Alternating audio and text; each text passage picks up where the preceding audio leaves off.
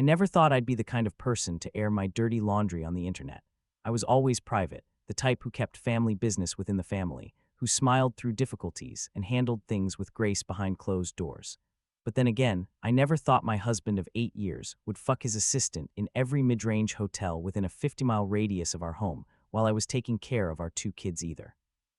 Life has a way of turning you into someone you never imagined you'd become. My name is Sarah, I'm 34 years old, and 6 months ago I had what I thought was a picture-perfect life.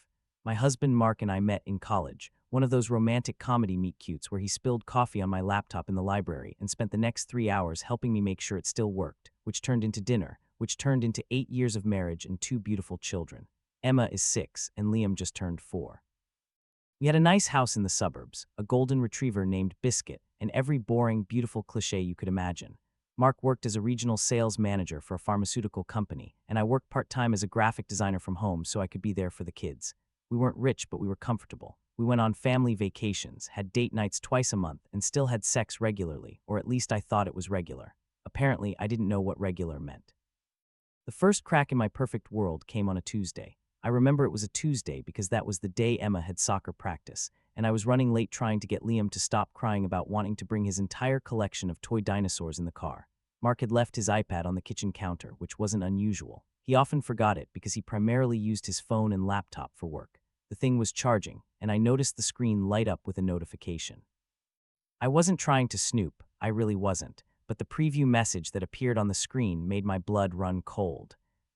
Last night was incredible. I can still feel you inside me. The message was from someone named Jenna with a little heart emoji next to her name.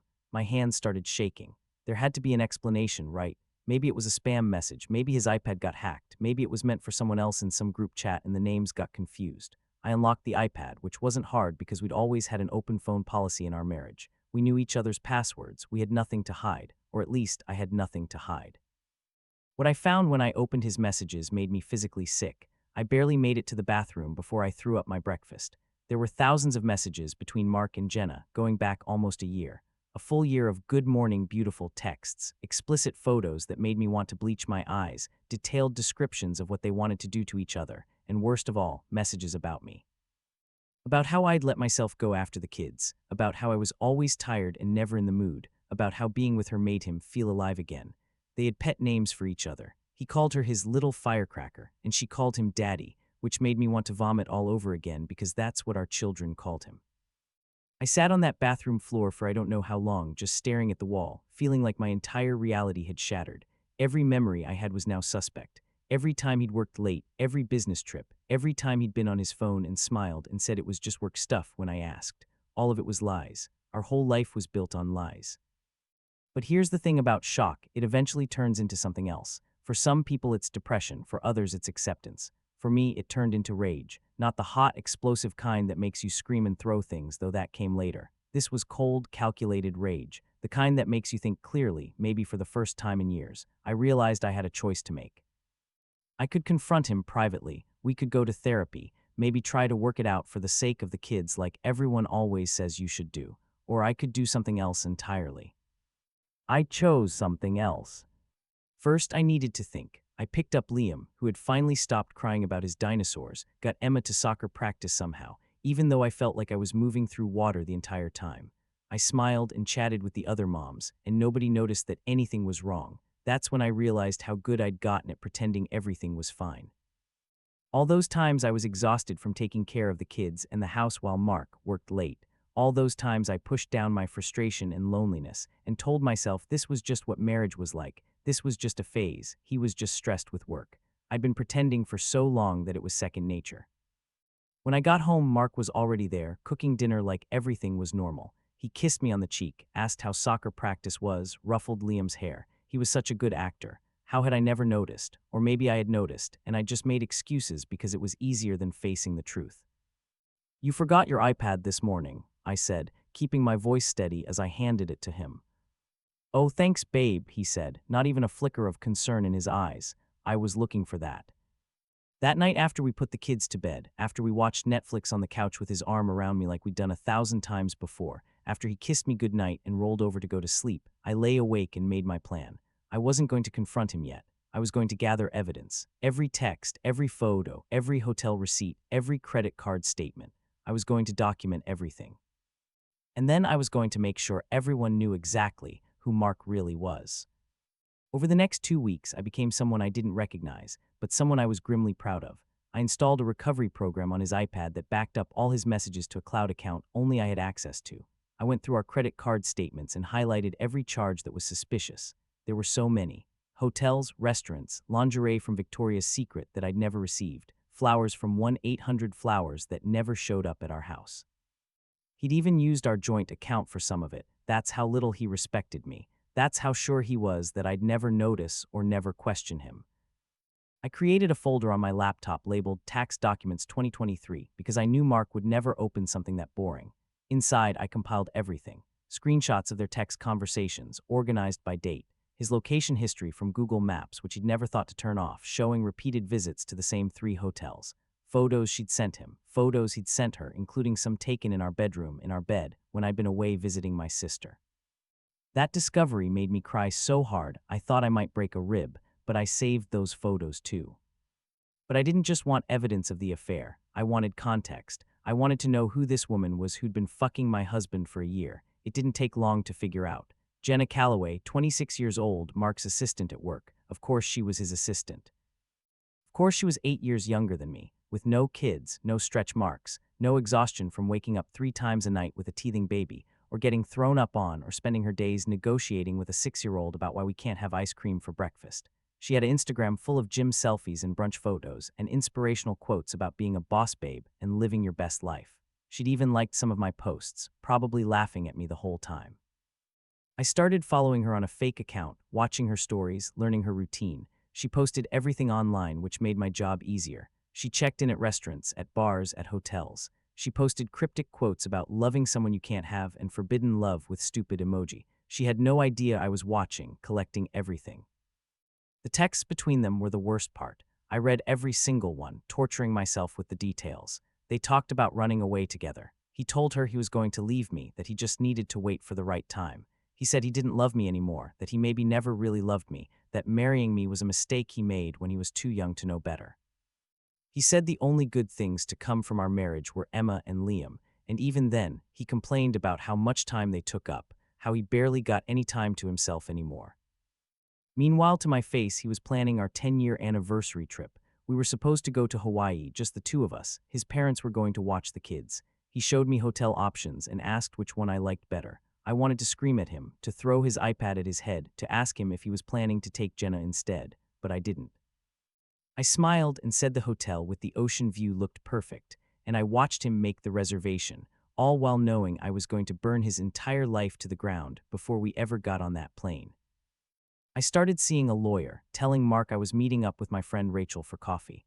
The lawyer, a sharp woman in her 50s named Patricia Chen, was exactly what I needed. She didn't try to talk me into reconciliation or therapy. She looked at the evidence I'd compiled, nodded slowly, and said, "You have everything we need. He's going to regret underestimating you." We discussed my options. Divorce was inevitable, but Patricia advised me to be strategic about timing. In our state, evidence of adultery could impact the division of assets and custody arrangements. She told me to keep gathering evidence, to act normal, to not let him know I knew anything. She also told me to start securing my own finances, which I did. I opened a separate bank account and started funneling money into it, small amounts that wouldn't be noticed. I took pictures of every valuable item in our house, documented all our assets. I was preparing for war. But evidence for the divorce wasn't enough for me. I wanted more. I wanted public humiliation. I wanted everyone who knew us, who thought we were the perfect couple, who'd probably gossip about me and judge me when the divorce came out, to know the truth. I wanted his family to know, his friends, his coworkers, everyone. That's when I got the idea. I was scrolling through Reddit late one night, unable to sleep, reading posts in various relationship forums. I saw how people shared their stories, how supportive strangers could be, but also how stories could blow up and spread. I'd heard about posts going viral, being picked up by those Facebook pages that share Reddit stories, sometimes even making it to news sites if they were dramatic enough, and my story was definitely dramatic. But I didn't want to just post on Reddit. I wanted to do something bigger, something that would make sure everyone in our social circle saw it. That's when I thought of Facebook. Mark was very active on Facebook. It was part of his job to maintain a professional network. He had friends, family, coworkers, clients all connected there. So did I. Our profiles were full of happy family photos, check-ins at nice restaurants, anniversary posts about how lucky we were to have found each other. The digital scrapbook of our perfect lie. I decided I would post everything there. Every text, every photo, every receipt. I would create a photo album that told the complete story of Mark's affair, but I needed to be smart about it. If I posted it on my account, Mark might see it and immediately report it, get it taken down before enough people saw it. I needed to make sure maximum people saw it before he could do damage control. So I planned it for a specific day and time. Mark had a big regional sales meeting on a Friday, 3 weeks away. It was a quarterly thing where all the regional managers and their teams gathered for presentations and networking. Jenna would be there too as his assistant. The meeting started at 9 a.m. and usually ran until noon, during which time everyone was expected to have their phones off or silenced. It was the perfect window. In the meantime, I played the part of the loving wife so well I should have won an Oscar. I initiated sex a few times, which seemed to surprise and please Mark. I didn't enjoy it. I felt like I was betraying myself every time I touched him, but I needed him to think everything was fine. I planned elaborate family dinners, took cute photos of the kids, and posted them with captions about being blessed and grateful for my little family. I even sent Mark sweet text messages during the day, telling him I loved him, that I appreciated how hard he worked for us. He ate it up. His texts with Jenna during this time showed him saying how guilty he felt, how I was being so nice to him and he didn't deserve it. Jenna told him he didn't owe me anything, that he deserved to be happy, that I was probably just being clingy because I was insecure. Reading that made me want to find her and rip her hair out, but I saved those screenshots too. 3 days before the big meeting, Mark went on what he said was a business trip to Chicago. According to his location history and the credit card statements, he was actually at a holiday in 40 minutes away with Jenna. This was perfect. I had him send me a selfie from Chicago, which was clearly taken in a hotel room. I reverse image searched the art on the wall behind him and found it was a generic print sold in bulk to hotels. More evidence for the pile. While he was gone, I finalized everything. I had hundreds of screenshots, organized chronologically to tell a story. I had credit card statements with highlighted charges totaling over $15,000 spent on his affair. I had hotel receipts I'd found in his car, some with room service charges that showed he'd ordered champagne and strawberries, the kind of romantic gestures he used to do for me but hadn't in years. I had their entire text conversation backed up, including the nudes and the discussions about their future together and the cruel things they'd said about me. I also did something else. I hired a private investigator for one day, the day Mark was supposedly in Chicago. The Pi got photos of Mark and Jenna checking into the hotel together, photos of them kissing in the parking lot, photos of them leaving the next morning. They weren't cheap photos, but they were worth every penny. You couldn't deny what they showed. There was no way for Mark to claim the texts were taken out of context or that it was just emotional and never physical. The evidence was irrefutable. I created a Facebook album titled The Truth About My Marriage. I uploaded everything. I wrote a long post to go with it, detailing the timeline of the affair, explaining how I discovered it, including screenshots where Mark talked about leaving me and where he and Jenna mocked me. I tagged Mark, I tagged Jenna, I tagged Mark's parents and siblings, I tagged our mutual friends, I tagged some of Mark's coworkers whose profiles were public. I set it to public so anyone could see it, not just friends. But I didn't post it yet. I saved it as a draft. I wanted to be sure about the timing. The night before the big meeting, Mark came home with flowers. Grocery store flowers, nothing fancy, but he presented them like he'd done something incredible. Just because, he said, kissing me. I know I've been working a lot lately, and I wanted you to know I appreciate you holding down the fort. I wanted to laugh in his face. I wanted to tell him I knew he'd been balls deep in his assistant 2 days ago. Instead, I smiled and said, "That's so sweet, honey. You're the best husband." The words tasted like poison, but I said them. That night, I barely slept. I kept checking and rechecking everything, making sure all the evidence was uploaded correctly, that the post was ready to go. I set an alarm for 9:15 a.m. The meeting would have started, phones would be away, and I'd have at least 2 hours before Mark or Jenna could possibly see what I'd done. Mark got up at 6 to get ready for the meeting. I got up with him, made him breakfast, kissed him goodbye. "I hope your meeting goes well," I said. "Thanks, babe, it's going to be boring as hell, but that's corporate life," he said, grabbing his briefcase. "I'll probably be home around 2. Maybe we can do something fun this weekend, just us. My parents said they'd take the kids." "That sounds perfect," I lied. After he left, I got the kids ready for school, did the whole morning routine on autopilot. Breakfast, brushing teeth, finding lost shoes, packing lunches. I dropped Emma at school and Liam at daycare, chatting with other parents, laughing at someone's joke about how Friday couldn't come fast enough. They had no idea that my Friday was about to be very different from theirs. I went home and sat on the couch with my laptop, watching the clock. Biscuit sat next to me, resting his head on my lap like he knew I needed comfort. At 9:15 exactly, my hands shaking so badly I could barely control the mouse, I clicked post. The album went live. Dozens of photos, hundreds of screenshots, all laid out in chronological order telling the story of my husband's year-long affair. The post itself was long, but I'd written it to be compelling to draw people in. I started with the discovery, the message on the iPad, the shock and betrayal. I detailed how long the affair had been going on, how much money he'd spent, how they'd used our bed. I included quotes from their texts, the worst ones, including where Mark said marrying me was a mistake, and where Jenna said I was too boring for someone like Mark. I ended with a statement about how I was posting this because I was done protecting men who didn't deserve it, done being quiet about being wronged, done letting cheaters control the narrative. Within 5 minutes, the reactions started rolling in. Shocked faces, angry faces, crying faces, comments of support, of outrage, of disbelief. Oh my God, Sarah, I'm so sorry. What a piece of shit. You deserve so much better. I can't believe Mark would do this. He always seemed so nice. That home-wrecking bitch. The notifications were coming so fast I couldn't keep up. Then the shares started. Friends sharing it, acquaintances sharing it, people I barely knew sharing it. Each share multiplied the audience. I watched in real time as the post spread through our social network like wildfire. Mark's college friends were seeing it, his cousins, his aunt who always complained about Facebook drama, but apparently not when it was this juicy, my old coworkers, our neighbors, Emma's friends' parents from school. At 9:45, Mark's brother called me. I didn't answer. Then his sister, then his mom. My phone was ringing nonstop, texts pouring in. I turned it on Do Not Disturb and just watched the Facebook notifications pile up. The post had been shared over 100 times in the first hour. People who weren't even connected to Mark or me were commenting, strangers who'd seen it shared by a friend of a friend, all weighing in on what a terrible person my husband was, how brave I was for exposing him, asking for updates. At 10:30, I got a text from Patricia, my lawyer. I saw your post. Bold move. Make sure you document any threatening or harassing messages from Mark or his family. They could be relevant. I appreciated that she didn't lecture me about going public. She got it. At 11, my best friend Rachel showed up at my door, having apparently broken several traffic laws to get there.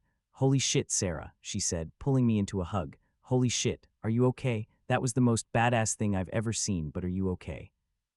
I wasn't okay. I was terrified and exhilarated and sick to my stomach all at once, but I was also free. For the first time in weeks since I discovered the affair, I felt like I could breathe. I think so, I said. Is it blowing up? Blowing up, Sarah, you broke Facebook. Everyone is talking about it. It's all over my feed. People who don't even know you are sharing it. You're a legend. We sat together watching the fallout unfold. The post kept being shared. The comments kept pouring in. Some people criticized me for airing private business publicly, for thinking about the kids, for being vindictive, but they were drowned out by the overwhelming support. Women sharing their own stories of being cheated on, praising me for not protecting Mark's reputation, saying they wished they'd had the courage to do what I did. At 11:45, someone commented that this post was showing up on Twitter now. Someone had screenshotted it and posted it there, and it was getting retweeted. This was spiraling beyond anything I'd imagined. I felt a momentary panic. Had I gone too far? But then I remembered Mark's texts about me, Jenna's cruel comments, the photos of them in my bed, and the panic faded. They deserved this. At 12:15, my phone started ringing off the hook again. The meeting must have ended. Mark was calling, Jenna was calling, Mark's boss was calling, numbers I didn't recognize were calling. I ignored all of them. I did, however, check Mark's location on Find My Friends, an app we'd both installed years ago for safety. He was at the office still, probably in full damage control mode. Then the texts from Mark started coming through. At first they were confused. Sarah, what's going on? People are saying you posted something on Facebook. Call me. Then angry. What the fuck did you do? Take that post down right now. Then desperate. Please, Sarah, we need to talk about this privately. Please take it down. Think about the kids. Then nasty. You're fucking crazy. You've always been unstable. This is exactly why our marriage fell apart. Then back to desperate. I'm sorry, okay? I'm so sorry. I made a mistake. Please, we can fix this. Just take the post down. I didn't respond to any of them. I just screenshotted them all and added them to the album. Update: the cheater has discovered the post. Here are his responses. Notice the cycle of denial, anger, and manipulation. Classic narcissist behavior. That update got shared even more than the original post. Rachel stayed with me all day. We ordered pizza, let the kids have extra screen time when I picked them up from school, and watched my Facebook post take on a life of its own. By evening, it had been shared over 1,000 times. Someone had created a hashtag on Twitter, #JusticeForSarah. A popular Instagram account that shared relationship drama had posted about it. A TikToker had made a video summarizing the situation that got 2 million views in a few hours. I'd gone viral. My personal tragedy had become internet entertainment, and weirdly, I was okay with it. Because every share, every comment, every supportive message was validation that I wasn't crazy, that what Mark did was wrong, that I had every right to be angry. Mark came home around 6. I'd been half expecting him not to come home at all, to go stay with Jenna or his parents or a friend. But he came home and he was furious. He slammed the door so hard that Emma and Liam looked up from their iPads, startled. I'd already told Rachel to take them to her place for a sleepover, something I'd arranged that morning. I'd known this confrontation was coming, and I didn't want the kids to witness it. "Rachel's going to take the kids for a sleepover tonight," I said calmly. "Emma, Liam, go get your overnight bags. Rachel's waiting outside." "But it's not even dark yet," Emma protested. "I know, sweetie, but Mommy and Daddy need to talk about some grown-up stuff. You're going to have so much fun with Rachel and her kids." Mark looked like he wanted to argue, but he couldn't without making a scene in front of the kids. He stood there, jaw clenched, while I got the kids ready and walked them out to Rachel's car. "You got this," Rachel whispered. "Yeah, I'll text you later." When I came back inside, Mark was pacing the living room like a caged animal. "What the actual fuck, Sarah? What the fuck was that? Do you have any idea what you've done?" "I exposed you for the cheating piece of shit you are," I said, my voice steady. "That's what I did. You humiliated me. You posted private conversations, private photos. You tagged my family, my coworkers. My fucking boss saw that post, Sarah. Do you understand? My boss. I'm probably going to lose my job. You should have thought about that before you fucked your assistant for a year. Don't act all high and mighty. You went through my private messages. You spied on me. You violated my privacy." I actually laughed at that. Your privacy. You fucked another woman in our bed, Mark. In the bed where we sleep, where we made love, where I've comforted you when you were stressed, where you've held me when I was sad. You brought her into our home and you're talking to me about privacy. It was a mistake, okay? I made a mistake. But this, he gestured wildly at nothing. This is psychotic. You don't air this kind of thing publicly. You don't humiliate someone like this. We could have handled this like adults, gone to therapy, worked it out. Worked it out? You told her you were going to leave me. You told her marrying me was a mistake. You said you didn't love me anymore. What exactly were we going to work out? He was silent for a moment, then. You read all of our messages. Every single one, every dirty text, every plan you made, every cruel thing you said about me. I read it all, and then I shared it so everyone could see who you really are. Jenna's getting death threats, Sarah. People are messaging her horrible things, calling her a whore, a home wrecker. Someone found out where she lives and posted her address. She's terrified. Good, I said, and I meant it. She should be terrified. She knowingly slept with a married man with a father of 2. She talked shit about me, laughed about me, helped you betray your family. She deserves every bit of fear she's feeling. Jesus Christ, when did you become so vindictive? When I found out my husband was cheating on me and spent a year lying to my face. We yelled at each other for another hour. He tried every tactic: anger, guilt, gaslighting, bargaining. He told me I was crazy, that I'd ruined his life, that I'd damaged our kids by doing this so publicly. He tried to claim the affair meant nothing, that he did still love me, that Jenna had pursued him and he'd been weak. He promised he'd end it, that he'd do anything to make it right, that we could move past this. I didn't budge. I want a divorce, I said. I've already contacted a lawyer. You need to move out. This is my house too. Then I'll move out with the kids. Either way, I'm not living with you anymore. You can stay here tonight, but I want you gone by tomorrow. You can't just kick me out of my own house. Watch me, and if you try to fight me on this, I have plenty more evidence I didn't post. Do you want me to share the video Jenna sent you? The one from 2 months ago. I kept that one private out of respect for the fact that our kids might see this someday, but I can always add it to the album. His face went white. You wouldn't. Try me. He left that night, went to stay at a hotel, ironically. I slept in our bed alone for the first time in 8 years, and I slept better than I had in weeks. The next few days were chaos. The Facebook post continued to spread. News outlets started reaching out to me for interviews. A local news station wanted to do a segment on viral divorce revelations. I declined most of them, but I did agree to one interview with an online magazine that focused on women's issues. I wanted to control my narrative, to explain why I'd done what I did. In the interview, I talked about the culture of protecting men's reputations at the expense of women's dignity. I talked about how society tells women to be quiet, to handle things privately, to not make waves, even when they've been betrayed and humiliated. I talked about how empowering it was to take control of my story, to refuse to be the silent victim. The article went viral too, shared hundreds of thousands of times, sparking debates about privacy versus accountability, about whether public shaming was ever justified, about infidelity in marriage and revenge. I became a polarizing figure. Some people thought I was a hero, a woman who'd stood up for herself in a spectacular way. Others thought I was cruel, vindictive, that I'd crossed a line. Think pieces were written about me, about my post, about what it meant for privacy in the digital age. I was invited on podcasts, asked to write op-eds, offered book deals to tell my full story. Meanwhile, the real-world consequences unfolded. Mark did lose his job. The company said it was due to conduct unbecoming and violation of their fraternization policy. Having an affair with a subordinate was apparently a fireable offense, especially when it became extremely public knowledge. Jenna was fired too, for the same reasons. Mark's family was divided. His mother called me, crying, begging me to take the post down, saying I was destroying her son's life. His sister, on the other hand, called to say she'd always thought Mark was spoiled and entitled, and that he got what he deserved. His brother didn't take sides publicly, but sent me a private message saying he was sorry for what I'd gone through. My family was completely supportive. My mom flew out to stay with me for a week, helping with the kids, bringing me wine and ice cream, telling me she was proud of me for standing up for myself. My dad, who'd always liked Mark, said he'd never forgive him for what he'd done to me and his grandkids. The divorce proceedings began. Patricia was brilliant. With all the public evidence of Mark's affair and the financial records showing he'd spent marital assets on his mistress, we had a strong case. Mark's lawyer tried to argue that my public post was evidence of me being unstable and vindictive, that I shouldn't have primary custody of the kids. But Patricia countered that exposing infidelity wasn't evidence of being a bad mother, and that Mark's choices, his betrayal of his family, his violation of his wedding vows, were far more relevant to determining custody.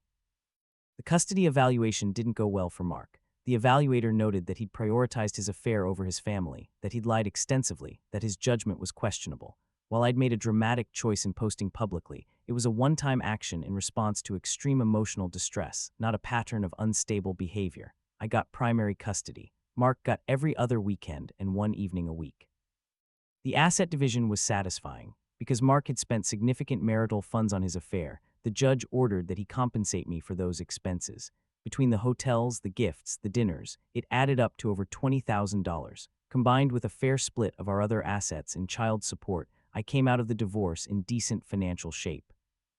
But the best part, the most satisfying part, wasn't the money or the custody or even the viral support. It was watching Mark face consequences for his actions. He'd thought he could have it all, the stable family life and the exciting affair, the devoted wife at home and the hot young girlfriend on the side. He'd thought he was smart enough, charming enough to pull it off. And when he got caught, he'd expected me to react the way society tells women to react, with private tears and quiet dignity, maybe some dramatic confrontation behind closed doors, but ultimately with discretion. He never expected me to burn it all down publicly. He never expected me to refuse to protect his reputation. And that's what killed him, the fact that I'd taken away his ability to control the narrative. He couldn't tell people we'd grown apart, or that it was complicated, or feed them some bullshit about how we'd mutually decided to separate. Everyone knew exactly what had happened. Everyone knew he was a cheater. He couldn't go anywhere without people knowing, without judging him. He had to move to a different city eventually, couldn't find work in our area because the story had spread so far locally. His LinkedIn was flooded with comments from people who'd seen the post. His professional reputation was destroyed. Some people thought that was too harsh, that I'd ruined his career. But I didn't ruin his career. He ruined his career when he decided to fuck his subordinate. Jenna faced consequences too. Her Instagram, which had been public, was flooded with hateful comments until she deleted it. She couldn't find work in her field for months because a Google search of her name brought up the whole scandal. She eventually moved too, from what I heard through the grapevine. I didn't feel bad for her. She knew Mark was married, knew he had kids, and she pursued him anyway. Or he pursued her, I don't know which, and I don't care. They made their choices, and they faced the consequences. As for me, life slowly returned to a new normal. The viral post eventually faded from the internet's collective consciousness, replaced by newer scandals and dramas. I kept the post up though. I never deleted it. It's still there, a permanent record of what happened, a digital scarlet letter, but one that Mark has to wear, not me. I threw myself into being the best mom I could be. Emma and Liam adjusted to the divorce better than I'd feared. Kids are resilient. We had family therapy. We talked about it in age-appropriate ways, and they knew that mommy and daddy still loved them even though we didn't love each other anymore. They didn't know the details of why we split, and they wouldn't until they were much older, if ever. I started my graphic design business full-time, and ironically, the viral post had brought me clients. People reached out wanting to work with me, women especially, who admired what I'd done and wanted to support me. My business grew beyond what I'd ever achieved working part-time. I went on dates eventually, though it was terrifying at first, but I was upfront about my baggage, about the viral divorce post that would come up if anyone Googled me. Most guys were understanding, some were even impressed by it. I didn't rush into anything serious. I was focused on healing, on rebuilding my life, on being there for my kids. About 6 months after the post, I got a message on Facebook from a woman I didn't know. Her name was Amanda, and she said she'd seen my post when it went viral. She wanted to thank me because it had given her the courage to leave her own abusive marriage. She said seeing me refuse to be quiet, refuse to protect someone who'd hurt me, had made her realize she didn't have to protect her husband either. She'd filed for divorce and was rebuilding her life, and she credited my post with giving her that push. I cried reading that message. I got others like it over time, women telling me my story had helped them, had empowered them, had made them feel less alone. That's when I realized that what I'd done, as messy and dramatic and controversial as it was, had meaning beyond my personal revenge. It had started conversations, had challenged the idea that women should suffer in silence, had shown that sometimes burning bridges and salting the earth is exactly what you need to do to move forward. Do I regret posting it? People ask me that all the time. The honest answer is no, I don't. Did it make things messier? Yes. Did it create complications? Absolutely. Did some people judge me harshly for it? Of course. But it also freed me. It took the power away from Mark and gave it back to me. It let me control my narrative. It held him accountable in a way that a private divorce never would have. Would I recommend everyone in my situation do what I did? Not necessarily. It's not for everyone. It requires being willing to weather the storm of public attention, being willing to be criticized and judged, being willing to have your personal life dissected by strangers on the internet. But for me, it was exactly what I needed. It's been almost 2 years now since I made that post. Life is good, different but good. I have a career I'm proud of, kids who are happy and healthy, friends who stuck by me through everything. I've even been casually seeing someone for a few months, a divorced dad I met at one of Emma's soccer games, someone who knows my history and doesn't judge me for it. I still see Mark occasionally at kid exchanges. It's cordial but cold. He's dating someone new, a woman closer to his age who apparently doesn't know about his history based on the fact that she's still with him. I wonder sometimes if I should warn her, show her the post, but I mind my business. She'll find out eventually who he really is. Guys like Mark don't change. Jenna reached out once about a year after everything happened. She sent me a long email apologizing, saying she'd been immature and selfish, that she regretted everything, that she hoped I could forgive her someday. I never responded. I don't forgive her and I don't need to. Forgiveness is for people who have earned it, and she hasn't. The Facebook post is still up. Every few months, someone new discovers it and it gets a new wave of shares and comments.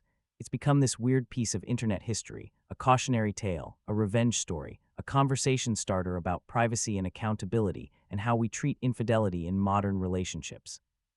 Sometimes I go back and read through the original comments, the hundreds and thousands of messages of support from complete strangers.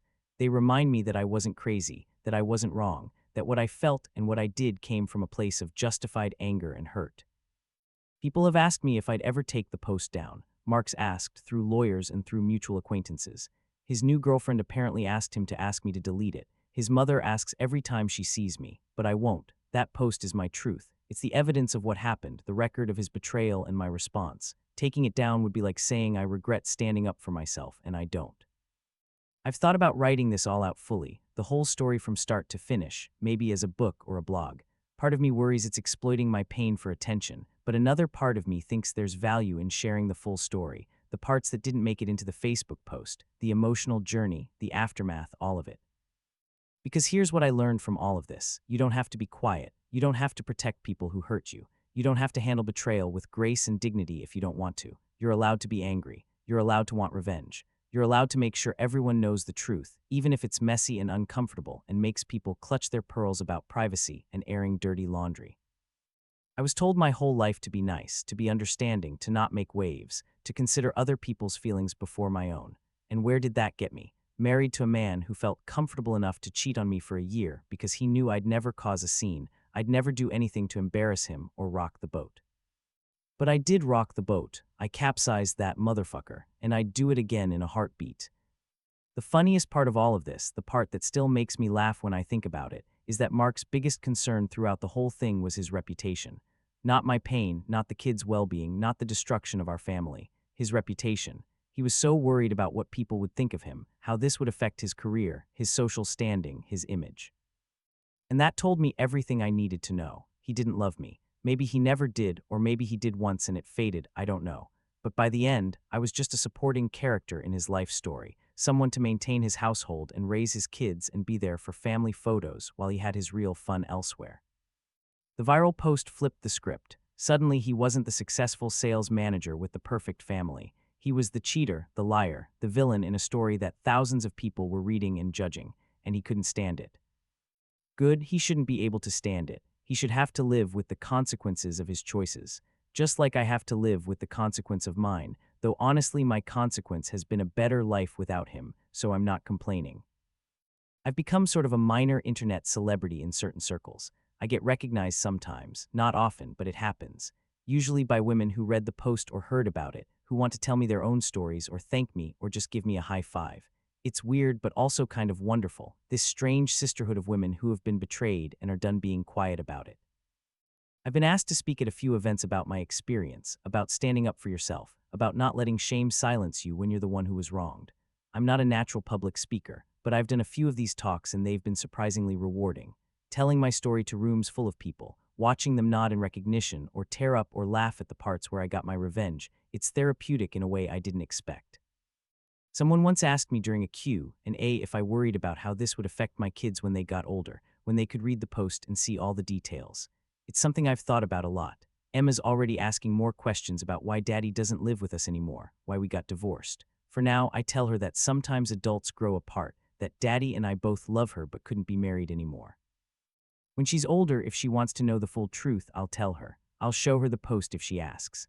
I won't hide what her father did, but I'll also explain it in a way that helps her understand that none of it was her fault, that adult relationships are complicated, that people make choices and those choices have consequences. I hope she learns from it. I hope she learns to value herself, to never accept betrayal or disrespect, to stand up for herself even when it's hard. I hope she learns that being nice doesn't mean being a doormat, that protecting yourself isn't the same as being cruel. And I hope Liam learns what kind of man not to be. I hope he sees his father's mistakes and chooses differently. I hope he learns that integrity matters, that your word matters, that the people you love deserve your honesty and loyalty. Maybe that's naive. Maybe the whole thing will just traumatize them and they'll resent me for making it all so public. But I don't think so. I think they'll understand eventually that I did what I had to do to protect myself and to show them that you don't have to accept being treated badly, even by people you love. The internet has a short memory for most things, but every so often my post resurfaces. Someone will share it in a Reddit thread about revenge stories, or it'll get posted to Twitter with a new round of hot takes, or a TikToker will make a video about it. Each time, I get a new wave of messages, some supportive, some critical, all of them reminding me that I did something that people are still talking about years later. I've been called a hero and a villain, brave and crazy, justified and cruel. I've been held up as an example of female empowerment and criticized as a cautionary tale about taking revenge too far. I've been the subject of think pieces and Reddit threads and Twitter debates, and through it all, I've stood by what I did. Because at the end of the day, Mark made a choice to betray me, to lie to me, to risk our family for an affair, and I made a choice not to suffer in silence. Both of us have to live with our choices. His choice cost him his marriage, his job, his reputation, and his relationship with his kids suffering because he sees them so much less now. My choice cost me. What exactly? Some privacy, some criticism from people who think I should have handled it differently, a few awkward conversations. But what I gained was so much more. I gained my self-respect back. I gained control over my narrative. I gained a community of supporters. I gained freedom from a marriage that was built on lies. I gained a new life that's authentically mine. So no, I don't regret it. I'd post it all again. Every screenshot, every receipt, every dirty text message and hotel lobby Snapchat. Because Mark thought he could betray me without consequences, and I proved him spectacularly wrong. And that, more than anything else, more than the viral fame or the supportive messages or the divorce settlement, that moment when he realized I wasn't going to protect him, I wasn't going to quietly accept his betrayal, that I was going to make sure everyone knew exactly what he'd done. That moment of shock and horror on his face when he first saw the post, that was worth everything. I hope every woman who's been cheated on knows that she has options. You can handle it privately if that's what's right for you. You can go to therapy, try to reconcile, work it out. Or you can burn it all down and walk away from the ashes without looking back. Both are valid. Neither makes you a good or bad person. It's about what you need to heal, to move forward, to reclaim your life. For me, I needed the fire. I needed to watch everything burn. I needed the world to see what had been done to me, to witness my pain and my anger and my refusal to be quietly victimized. I needed to take back power in the most public way possible. And you know what? It worked. I'm happier now than I was in my marriage, even before I knew about the affair. I think part of me knew something was wrong, that Mark wasn't fully present, that our connection had weakened.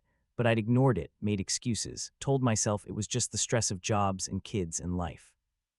Now I know what I won't accept. I know what I deserve. I know that I'm strong enough to blow up my life if that's what it takes to live authentically.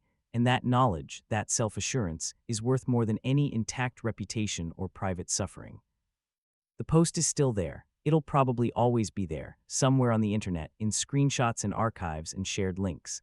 My digital revenge, my public reckoning, my refusal to be silent. And I'm still here too, stronger, wiser, free, living my life on my terms, raising my kids, building my business, maybe even falling in love again someday with someone who deserves it. Mark is somewhere else, probably still trying to rebuild his reputation, still bitter about what I did, still playing the victim. Let him. I don't care anymore. He's not my problem. He's barely even a thought in my mind except when I have to coordinate kid pickups. The story of my viral divorce post has a lot of drama, a lot of shocking moments, a lot of revenge and betrayal and consequences. But the real story, the one that matters most to me, is simpler than all that. I was hurt, I got angry, I fought back, I survived, I thrived. And I'd fucking do it all again.